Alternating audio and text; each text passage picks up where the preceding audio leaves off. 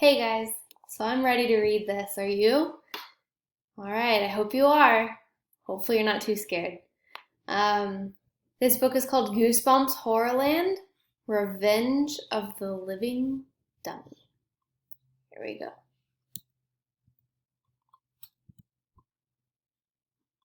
Chapter 1. You may wonder why my best friend Molly Malloy and I were in the old graveyard late at night. I shivered as I thought about what we were doing. Wind howled through the trees, and pale streaks of lightning cracked the sky.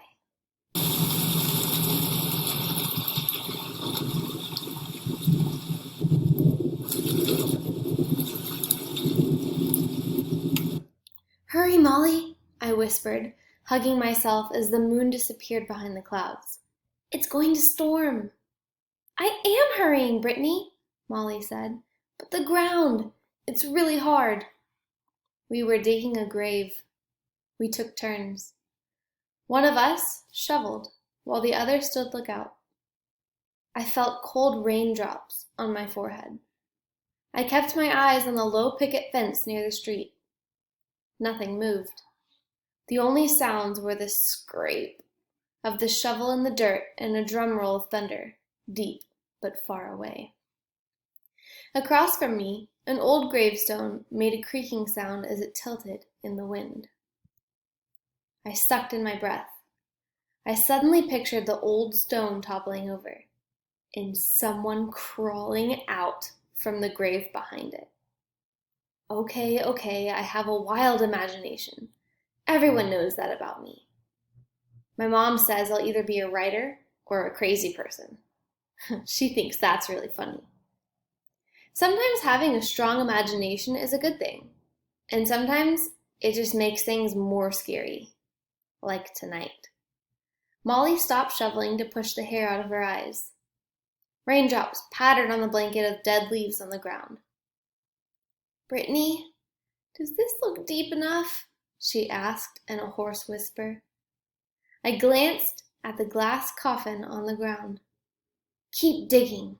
We have to totally cover it, I said. I turned back to the street. It was late, and the neighborhood stood dark and still. But what if someone drove by and saw us? How could we ever explain the grave we were digging? How could we explain why we were there? Molly groaned and dug the shovel blade into the dirt. The dead leaves crackled. I held my breath and listened. Footsteps. Someone creeping quickly through the leaves toward us. Molly, I whispered. Then I saw them, huddled low, moving in a line. Raccoons? A pack of them, little eyes glowing. The black fur on their faces made the little creatures look like they were wearing masks. They froze when they saw us, and then stood up taller. Do raccoons ever attack? These raccoons looked really hungry. I imagined them stampeding Molly and me, swarming over us, clawing and biting. A bright flash of lightning brought them into clear focus. They were staring at the little glass coffin. Did they think there was food inside?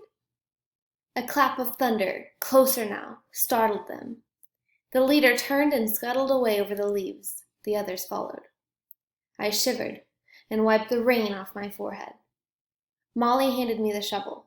Your turn, she said. It's almost finished. The wooden handle scratched my hand. I kicked dirt off the blade and stepped up to the shallow hole. No one will ever find it here, I said. Once we bury the evil thing, we'll be safe from it. Molly didn't answer. I had this sudden feeling something was wrong.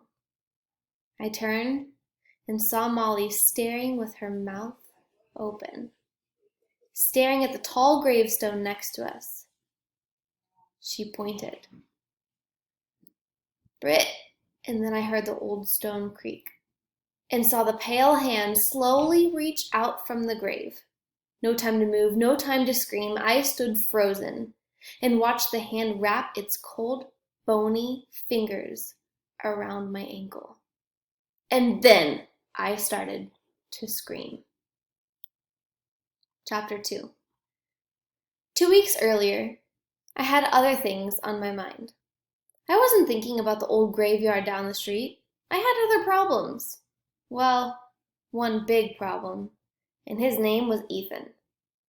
Ethan is my cousin, and it isn't nice to hate your cousin.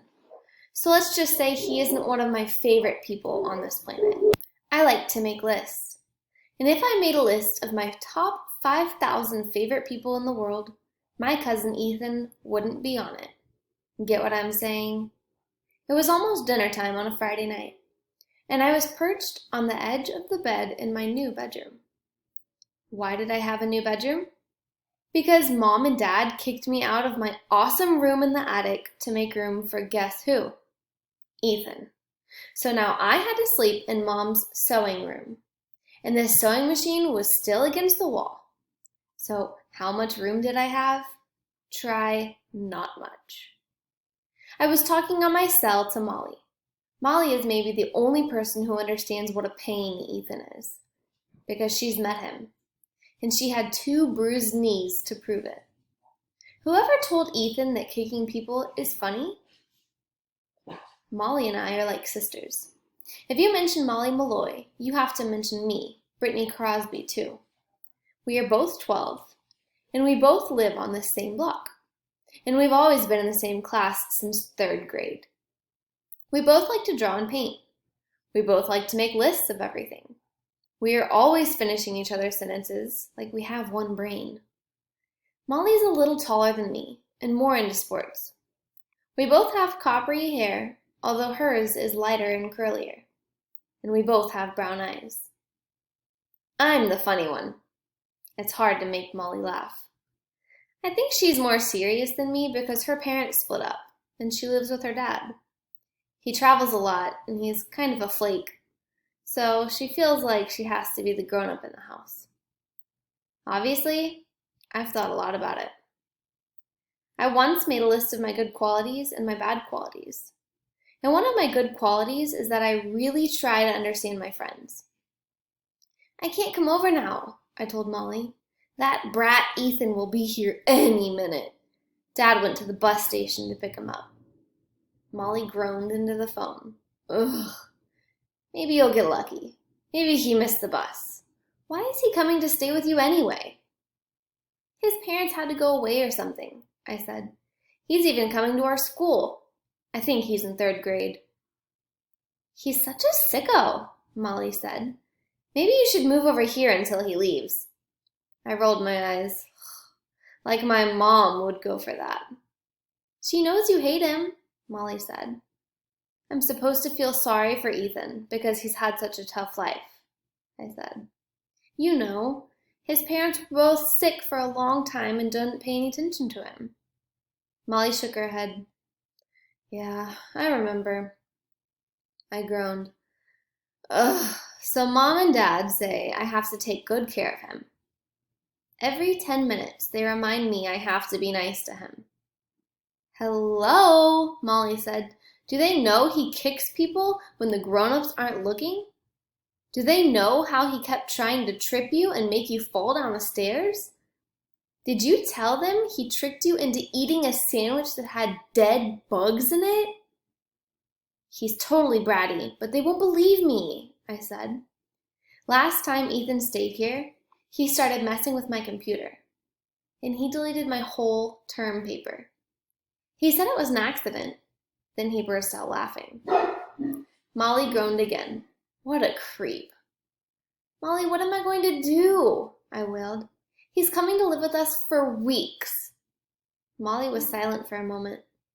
Then she said softly, Face it, Brittany. Your life is over. Oh! I let out a cry as I heard a deafening crash. From downstairs, I nearly dropped my phone. Was Ethan here already? Chapter 3.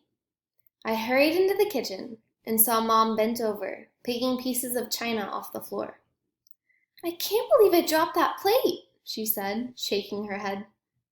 Mom has short, dark brown hair with a streak of white in the front. She is small and skinny and totally high energy. And she's kind of pretty, except her black framed glasses made her look like a philosophy professor or something. She's always in a hurry, and she always drops things. And then she says, "I can't believe I dropped that." "Maybe you're nervous about Ethan," I said, bending to pick up a jagged piece of china. "I know I am." "Hey!" She pinched my cheek. I don't think she meant to hurt me, but she pinched too hard. I'm the only person in the world she pinches. I don't really get it. "Good attitude, remember?" she said. "Good attitude at all times. You promised." "I had my fingers crossed," I said. How could I have a good attitude? The last time Ethan visited, we got into an actual fist fight. Can you imagine? Quiet, little Brittany Crosby giving her cousin a bloody nose and making him cry in front of all her friends. That's not like me at all, but he just makes me crazy. "Give Ethan a chance," Mom said, brushing off the front of her jeans. "She wears tight designer jeans and she looks pretty good in them. She's so small we can almost share clothes." Weird. "He's had a lot of problems," Mom said, "and now his parents have left him for who knows how long. He's not bad. He just acts out because he's lonely." Yeah, right. I heard a car door slam, then Dad's voice in the garage. "They're here," Mom said. "Remember, Brittany, you've got to be the grown-up in this situation. Get off to a good start with Ethan and everything will be fine." "I'm going to try, really," I said, and I meant it. The door from the garage swung open. Dad stepped into the kitchen, carrying Ethan's 2 suitcases. "Our new family member has arrived," he said. Ethan came bouncing in behind them, a big grin on his face. Ethan looks like a sweet little boy. He is short and pale and very blonde. He has bright blue eyes and a cute pointed little chin. He wore a gray hoodie over baggy jeans. And what was that thing slumped over his shoulder? I squinted at it. A grinning ventriloquist dummy? "Hi, Aunt Roz," Ethan said. Mom shook a finger at the dummy. "Ethan, what is that?" He pulled the dummy off his shoulder and held it up. It had an ugly face with painted blue eyes, a chipped lower lip, and an awful grin. "This is Mr. Bad Boy," Ethan said. "Mr. Bad Boy is my best friend."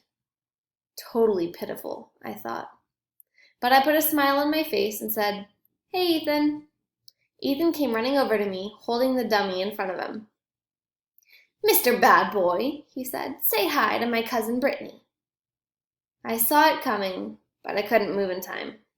The dummy's wooden hand swung up fast, then came down hard, and slammed me in the forehead. All right, guys, so what do you think? That's the end of chapter 3. What do you think's going to happen next? What do you think about the character? Man, I have no idea. Comment below. Hopefully tomorrow we'll have the next couple chapters.